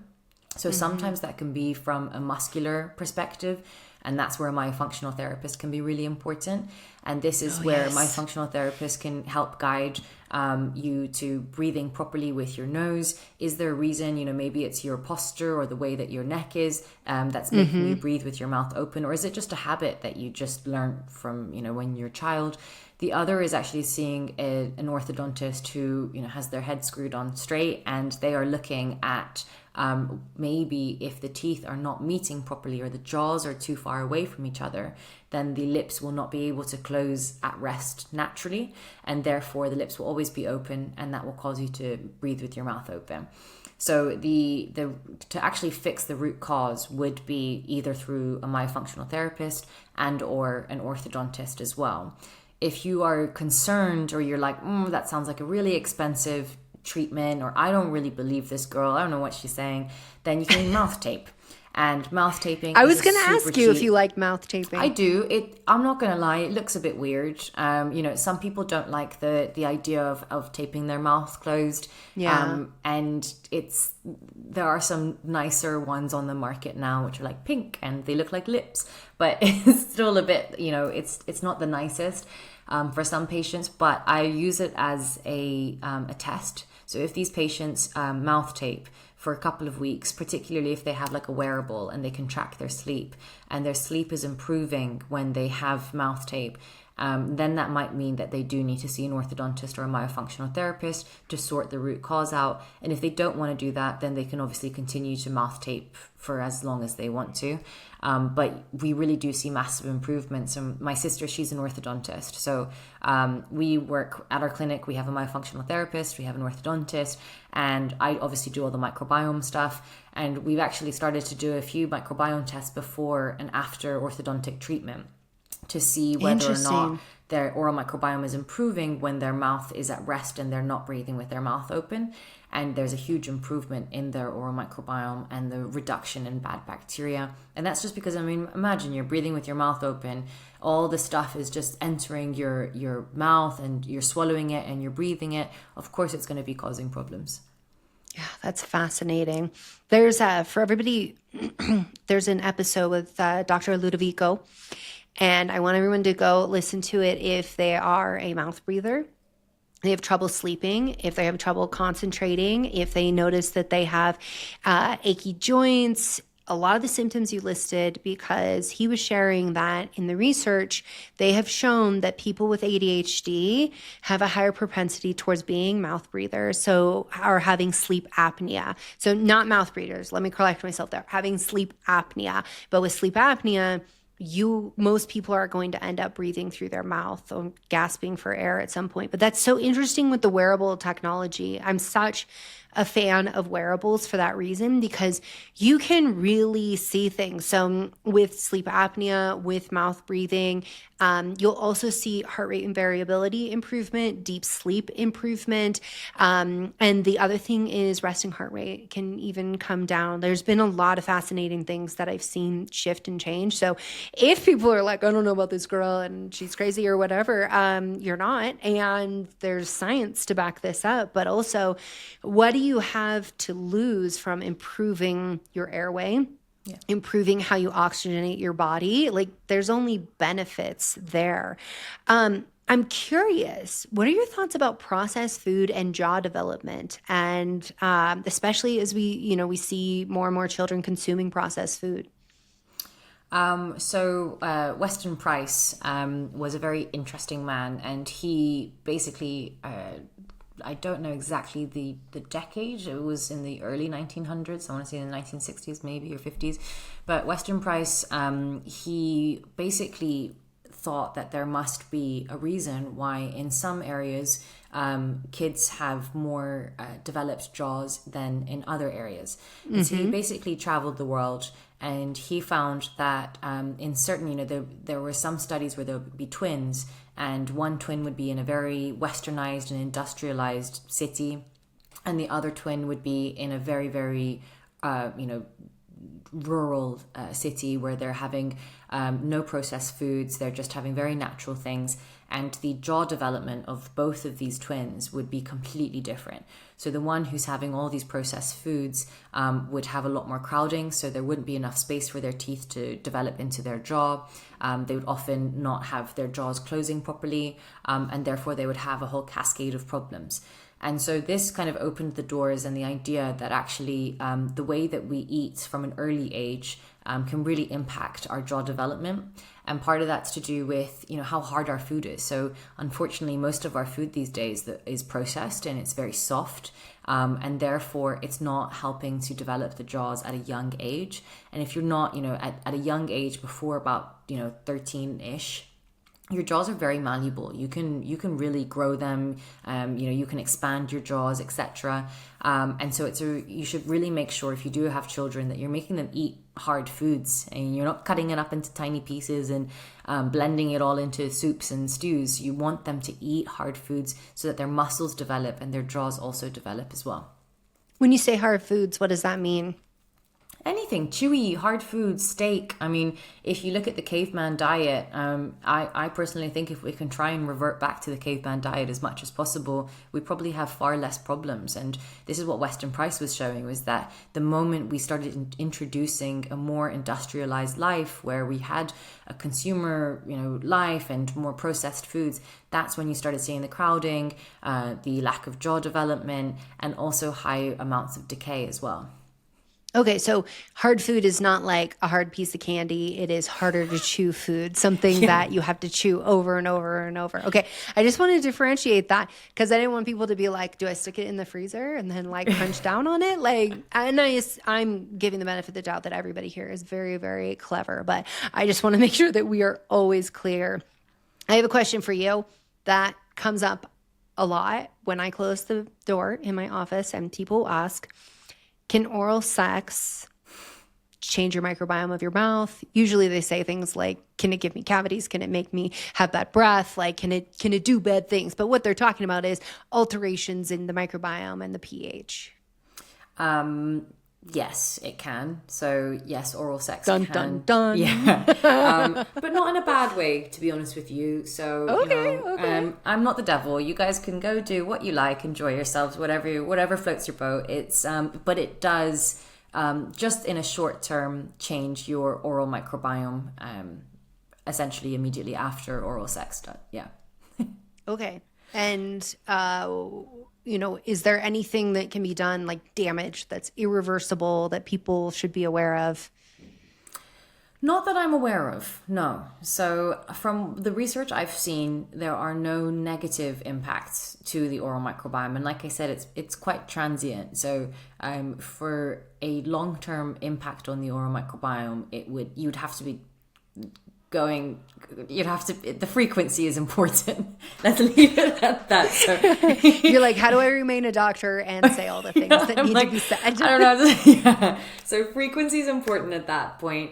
But the only thing I would say is herpes. So you can, if you have genital herpes, then that can travel up, and you can have oral herpes as well, and vice versa. So if that is the case, then maybe hold off for a while. And how about HPV? And same with HPV as well. So actually quite an interesting study, but they did a study a long time ago, and what they found was that this is where I struggle explaining things. So what they found was that if you were to swallow following your oral sex situation, then actually there was a reduction in your oral cancer. So you would reduce oral cancer if you swallowed, and it's to do presumably with proteins. Yeah, or presenting to the immune system in the gut, I wonder. And the immune system being like, I know you, I see you, I will destroy you. Yeah. That's so interesting. Making a case for swallowing. Some people are going to be very delighted by this information, Dr. Sampson. See, I'm not the devil. Go do what you like. I don't think I've sent you the book, Is This Normal? This book I wrote. The book. But my latest book, the whole first half of it is all about sex, because it's all the questions that people ask me, but they're like very ashamed to ask me. And I'm like, why don't we just put this like all in a book? Anyhow, I talk all about swallowing and, whether or not that can make you sleepier or, help with nutrient status and all that. So you're in good company. You're in good company. Okay, last topic I want to get into. You brought up COVID. You were the first dentist to make the connection between gum disease and COVID, and this is a story I want to hear. That again started quite a big journey for me. So during COVID, dental practices were shut down, and anyone who knows me will know that I can't really sit still for longer than like 10 minutes. So I was kind of losing my mind. And I decided to write research. I was obsessed. They had made all research open access. So I was on PubMed constantly, just learning about everything. Those were the days. Yeah, when it was all open access. As in the access to research, everybody. Not like COVID was great. It was not great, but for the first time to have all that access. Okay. It was nice because I felt like there was a community. I felt like everyone was trying to contribute, and, they were all putting their research in there. And so I was the way it should be. Exactly, yeah. So I was refreshing and reading everything, and there was never anything about the mouth. And there I was, sitting at home, knowing that a lot of patients did need to go to the dentist, but we were not seen as being, I guess, needed or important enough to keep our doors open. Again, this is another negative message about the importance of oral health sent to the public, to be like, oh yeah, they're not necessary healthcare providers. I think that was a huge flaw, one of the many mess ups in an unforeseen event that nobody was prepared for. No, 100%. And to be honest with you, we're still seeing the consequences in the UK right now. The waiting list for seeing a dentist in some places is 2 years. It's really, really bad because we were closed down for so long. So I was a bit annoyed because I thought, there is a strong connection between the mouth and the rest of the body. And so when I was looking at all the research, I thought that all of the risk factors that were increasing the risk of COVID complications were also very similar to the risk factors for periodontal disease. So I wrote a lovely long paper on it. It got picked up by the British Dental Journal, and basically what I was saying was that patients who have periodontal disease all exhibit the same risk factors that patients who suffer from COVID complications have. And that's to do with, again, those same pathways, the hyperinflammatory response, the vasodilation, so the blood vessels not being able to dilate and constrict, and then just super high levels of bacteria in your mouth traveling elsewhere to the rest of the body. And, maybe on a normal day you'd be okay, but when you're suffering from COVID, you're going to be at a much higher risk of bacterial superinfection. So you can breathe in all that oral bacteria, and then that can cause you superinfection. So that kind of got picked up and it blew up, and lots of people, it got published by the British Dental Journal, the Lancet, it got really, really big, and it opened doors for me to do some research with some universities and hospitals. And so we went into ICUs or emergency rooms where these patients were suffering from the worst COVID complications, and we weren't able to touch them. So what we had to do is we had to collect their saliva, and this is where my saliva testing journey really started. So we collected their saliva and we got this beautiful snapshot of what was going on in that patient's mouth at that moment in time just through their saliva. And what we did find was that patients who did have periodontal disease or gum disease were 9 times more likely to suffer from COVID complications than those who didn't. What we also found was that one of the biggest causes of death from COVID was not COVID itself. Not many people died from the virus. They actually died from a bacterial superinfection. And so this opened the doors to a lot of research looking into, actually, when you look at the autopsies of COVID sufferers, a lot of them had oral bacteria sitting in their lungs, which shouldn't have been there. And those patients had died from pneumonia or chest infections. So it opened a lot of research, and it meant that we actually were able to get back into our dental practices and show people that dentistry is important. And even having a hygiene reduces your bacterial load. It improves your immunity and your inflammatory levels as well. This is such fantastic information, because as everybody has been talking about, because COVID's not gone, it's not going away, I have yet to hear anybody talking about the importance of oral health in preventing the complications of COVID. I do want to ask you, there are many people who were against masks for various reasons, but one thing they would argue is it ruins your oral microbiome. Have you seen any studies on that? Have you found that in your own practice to be true? Wearing a mask? Yes. That it ruins your oral microbiome. Well, then I must have the worst oral microbiome in the world. I know. I wear a mask for 12 hours a day. And I know it's not the COVID FFP3 proper full-blown masks, but no, I haven't seen any research to do with that. What I did see was people having maybe topical like skin infections and things like that, because it was humid under there. But no, I haven't seen that. Yeah. Well, perfect. Well, thank you so much for this conversation.